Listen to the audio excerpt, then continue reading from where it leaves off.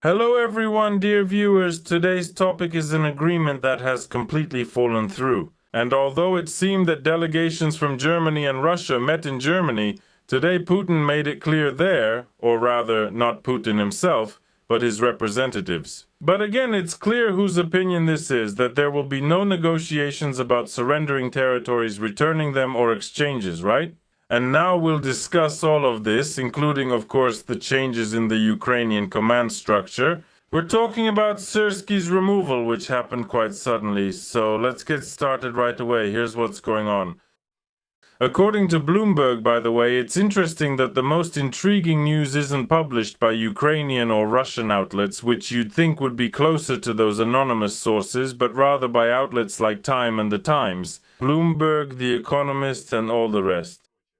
In short, Russia no longer plans to return part of the occupied territories to Ukraine as part of a possible deal to end the war. Bloomberg found this out by talking to sources close to the Kremlin.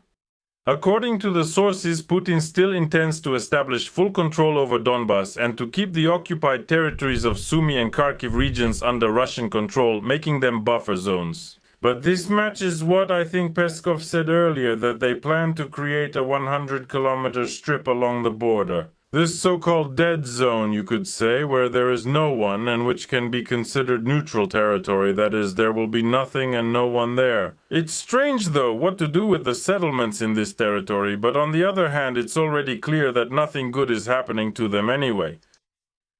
It goes on to say that Putin refused any territorial concessions because the Kremlin considers the informal agreements reached during the summit between the presidents of Russia and the US in Anchorage in August 2025 to have been broken. The spirit of Anchorage in general is already starting to stink, to be honest. And the preparations for this were quite active. If you remember, after the negotiations, all the media were full of reports that, well, peace would be concluded along the current territorial lines, and for this Ukraine would have to give up to the Russian Federation the remaining part of Donbas, about 20%, and in return, those parts of Zaporizhia, Sumy, and other regions would be returned to Ukraine. It seemed like there would be peace after that. After that, there were very strong statements, as far as I remember, from Zelensky that there would be no giving up of Donbas, that these are our territories, and moreover that the 1991 borders would be restored.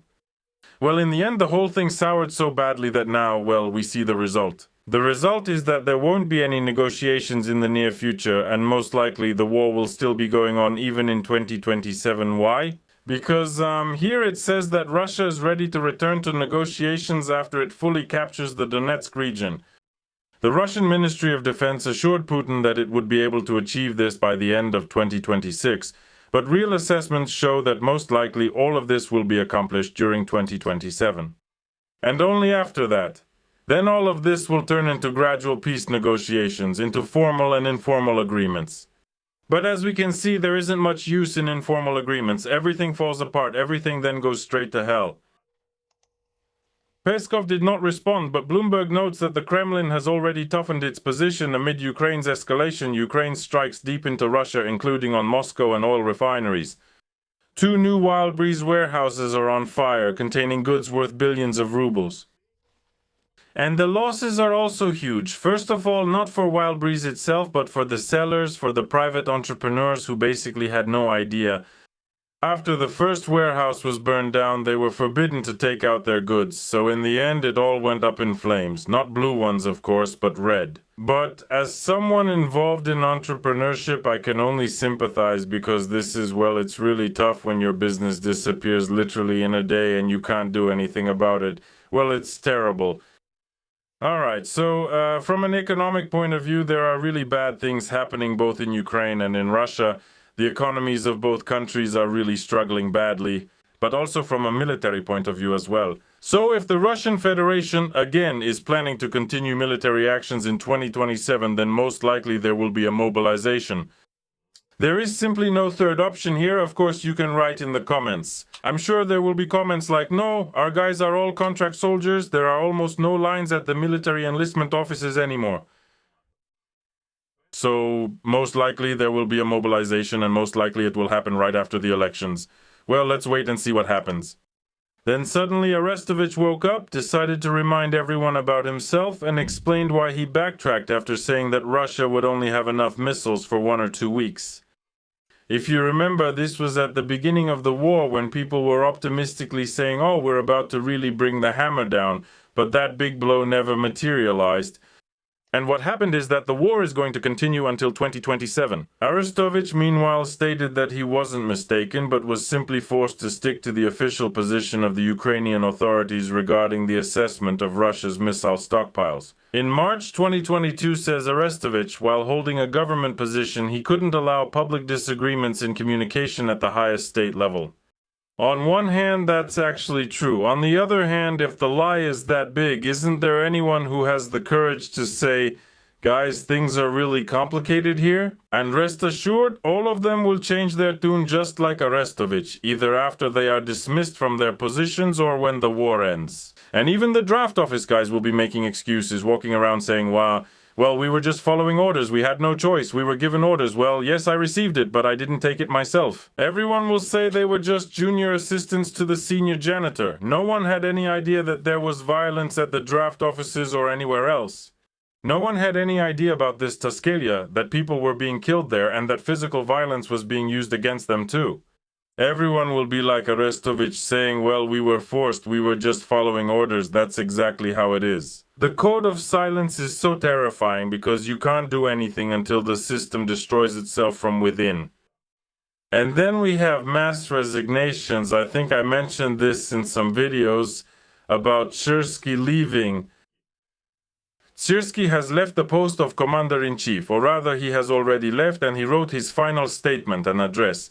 He said the following: everything was accomplished. Under Syrskyi's command, the defense forces stopped the advance of Russian troops in the Kharkiv region. They prevented an offensive in the Sumy region and carried out the victorious Kursk operation. Well, you remember they captured a group of 5 there, killed a bunch of Ukrainian soldiers and triumphantly withdrew after that. Well, in short, so many forces were lost, it was just brutal. According to him, it wasn't about capturing Russian territory, but about disrupting the planned offensive on Sumy and Kharkiv, drawing away the enemy's most capable forces, and replenishing the prisoner exchange pool. In the end, they also destroyed their own combat-ready forces. And indeed all of this was accomplished.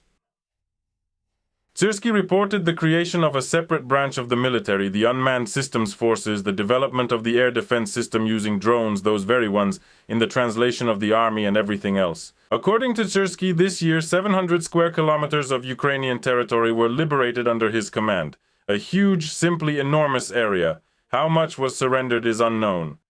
But Syrskyi says that he is handing over to his successor an army that not only holds the defense but is also on the offensive. Apparently, Ukrainian troops are already approaching Sakhalin itself. Who is from Sakhalin? Hello? And can you tell me where are the Ukrainian troops stationed there? They're probably already somewhere near the fortress walls. Well, anyway, and here it also says that Dropati. He's now a hero, such a great guy and all. And Zelensky said that Syrskyi delivered results for Ukraine in the defense of Kiev, in the Kharkiv offensive operation, and in the Kursk operation. And now, further service arrangements and proper handover of duties will follow. Tomorrow it will be formalized, meaning the decision will already be made today. Well, apparently all this will be formalized perfectly. Dropati has already made the following statement. He thanked the president for his trust and the Minister of Defense for support. But honestly, it's unclear which Minister of Defense I seem to have forgotten. Got confused. It used to be Fedorov, but now it isn't. In short, it's not clear who thanked whom. He emphasized that serving Ukraine has always been an honor for him, and during the war all this means absolute responsibility. He thanked Syrskyi and everyone else. Fedorov thanked everyone too. In short, everyone praised each other. They said, you all did great, everything is wonderful. And apparently, something unforgettable should result from the following actions. Well, Ukraine and the US have suddenly signed their first agreement on drone exports. Apparently these are also some kind of super agreements. Formally or informally, it's not clear yet. But here's what they're telling us. A bilateral agreement has been signed. And this is an arrangement we haven't had during the entire war. Can you imagine what a success this is? Victory. And by the way, it's a bilateral letter of intent. First they say it's an agreement on drone exports, and then they say it's a letter of intent. A letter of intent is when one side tells the other we want to do something here, and the other side says we also want to do something, so let's do something together. They say let's sign a document to show we want to act. In these kinds of documents, it usually doesn't say exactly what, by what deadlines, who's responsible, how much money, or anything like that. It's just a letter, a memorandum, let's say, about the opinions of both sides. And you don't really have to follow it because, again, there are no clear deadlines. In 5 years, they'll make some little drone together and say, oh, look how we're following the spirit of the memorandum. Well, that's basically how it usually goes. Then, regarding the fires, I just touched on it briefly, but the thing is, a huge area of those Wild Breeze warehouses is really burning. Right now, all of this is burning in Krasnodar and Nevinomysk in the Stavropol region after drones flew in. But actually, attacking them isn't that difficult because the area is huge. They're not protected since private businesses in most cases can't bring in any Panzer systems to defend them, or who are they going to put there to protect them? Some sales managers with Kalashnikov rifles to shoot down missiles? Well, that's just not possible either. That's why it's easiest to attack such things. A state of emergency has been declared in Nevinomysk. They say the fire has been raging here for 5 hours already, and aircraft have been brought in to help extinguish it. Just look at what's happening here. This is just hell.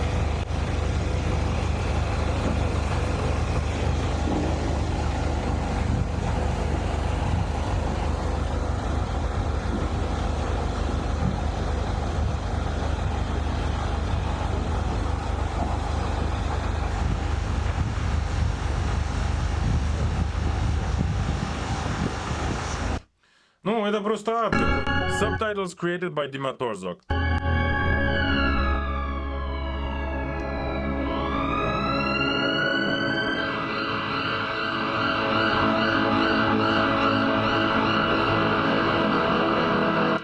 You can see it here too. A column of smoke rising almost like a nuclear war happened. It's just smoke everywhere. In moments like this, no one considers the environmental damage or how harmful it is. And this creates harm for the whole planet. There will be such horror in the near future. But for now, Vladimir Valerievich, here it is.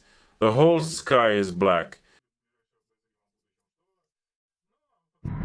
Everything. Black hair. Krasnodar. Yeah, well, subtitles what about this Dimitrorzok? Krasnodar doesn't think because the war has started. These are subtitles. Nobody thinks about it because the war is not on now, that's all.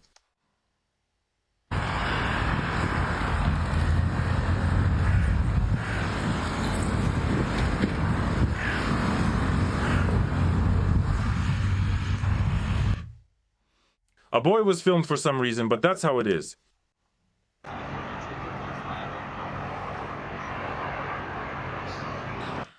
The destruction is just enormous. What's happening here is just insane. This is...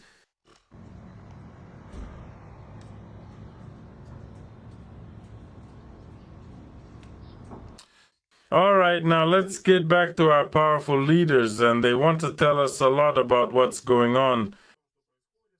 To share their valuable opinions, to show their mental, cognitive, and other abilities, so that we stay informed about what's happening in the world and in Ukraine. We just can't do without them. Let's see who we'll start with first. I think we already watched Dikov yesterday. Genyok stood out with his intelligence and quick thinking. Now let's take a look at everyone else. So, today, in our arena, on stage, we have the greatest figures. Here we have a remarkable comrade who, of course, has a flag draped over his shoulders. That might be a kitchen or restaurant in the background, it's unclear. He's talking about how they're looking for reasonable people. They're searching, well, it would be great to find some reasonable performers, but for now anyway... Guys, we're looking for reasonable people. I'm not even talking about young people. I'm not talking about athletes. We're just looking for decent, sensible, preferably young people for our unit. I'll be on watch. Semyon and I are in the championship and recruiting young people while preparing strongly. Yeah, kind of like in Skale, where people were so over-prepared that a lot of people died. Then there's this character, that's Sachut. He's in such a mood that he always lashes out at his viewers. On the left, he's deep in thought about something serious, tanned, a real journalist, I forgot his name. Well, and Sachut, by the way, after we started noticing how he lashes out, he just goes forward like that, baring his teeth. He somehow stopped doing that. Maybe someone told him, I don't know, but still. The form is better, but the content hasn't changed, so it's pointless. Fedorov is linked to drones, while Silsky isn't good for them because he's connected to people. You might have seen posters saying drones should fight, not people. But we understand that this is all very naive. People won't fight. This character is a representative of the Hawks, meaning that part of those deputies who, while supposedly serving the people, want as many people as possible to die. And this character keeps saying, we are fighting there, we'll show them, we, but in reality, he only goes to the barber regularly and picks out new stylish glasses each time. Today, tomorrow, and likely next year or even longer, the war will continue. Well, yeah, can you imagine? The deputies can keep getting their salaries for another year. That's just wonderful. I mean, it's really tough for those poor guys. There's that meme where someone gets upset and wipes their tears with dollar bills. Well, it's kind of like that. As I said, they have emotions, and martial law does allow restrictions on human rights. Honestly, we likely face a long, possibly prolonged and difficult war. What awaits us? Well, of course, especially judging by the tan journalist, you can see that this affects him a lot too. He's thinking now maybe he's considering going to Malta next time when there's another shelling, or maybe somewhere in the Cocos, some islands like Bounty and all that. And well, Sachuk is the same way. And we have exactly two options. Either we will carry out mobilization and continue fighting, or else the Russians will mobilize us into their army. Well, what's the difference then if you're already attacking people anyway? They're already talking about it. Like yesterday, that guy Zhenyok, the body positive guy, was saying that they should give weapons to the TSK guys. And an official set of guidelines where it will be written in which situations they can start opening fire on civilians. Well, these are the kinds of suggestions being made already. Well, and Sachok, of course, supports all of this, so those who voted for him, raise your hands in the comments. I can't even imagine. I don't even know how people like these animal abusers. Although, on the other hand, did they talk about their cruelty, or did they say something good? Alright, let's talk about someone else. Here we have another character like this. Also a little pie like all of us there, but for some reason he's wearing a hoodie from Yell. Anto E. Alright. I'm actually not sure that the United States can still claim the title of leaders of the free world.